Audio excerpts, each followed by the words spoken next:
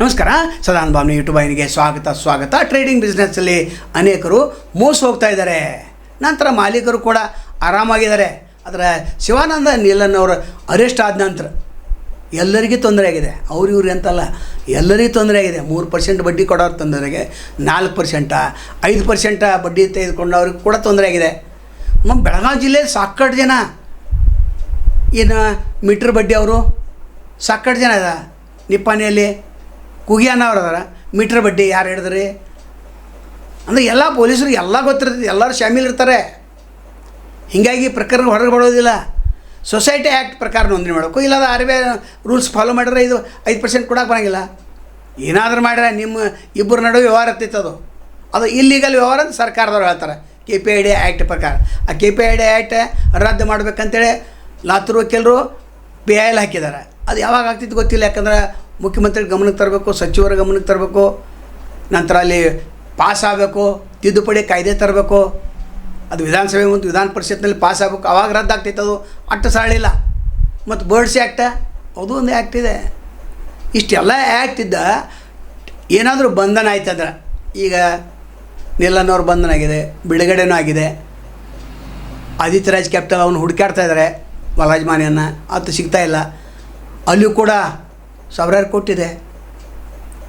ಇಲ್ಲೂ ಕೂಡ ಸಾವಿರಾರು ಕೋಟಿ ಕೊಡಬೇಕಾಗಿದೆ. ಇನ್ನು ಹೊರಗೆ ಬಂದು ಏನು ಮಾಡ್ತಾರೆ ಗೊತ್ತಿಲ್ಲ.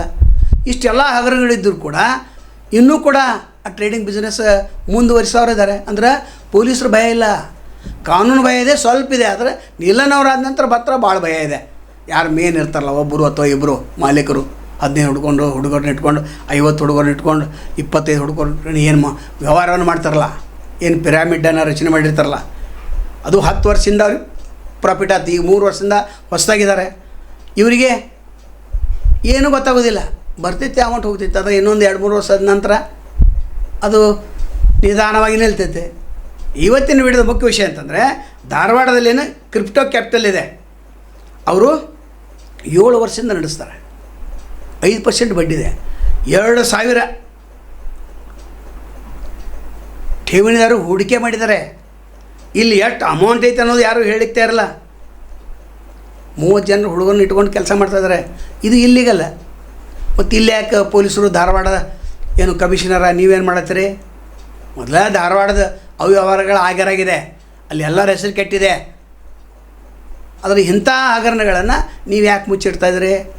ನಂತರ ಕಂಪ್ಲೇಂಟ್ ಯಾರು ಕೊಡೋದಿಲ್ಲ. ಕಂಪ್ಲೇಂಟ್ ಕೊಡಲಿಲ್ಲ ಅಂತಂದ್ರೆ, ಶಿವಾನಂದ ನೀಲನ್ ಅವ್ರ ಪ್ರಕರಣದಲ್ಲಿ ಕಂಪ್ಲೇಂಟ್ ಯಾರು ಇರಲಿಲ್ಲ.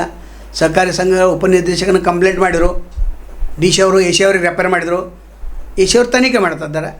ಆ ರೀತಿಯೂ ಮಾಡಬೇಕಲ್ಲ. ಇಲ್ಲಿ ಅದು ಕ್ರಿಪ್ಟೋ ಕ್ಯಾಪಿಟಲ್, ಅಲ್ಲಿಯೂ ದಾಳಿ ಮಾಡುವಂಥ ಅಗತ್ಯ ಇದೆ.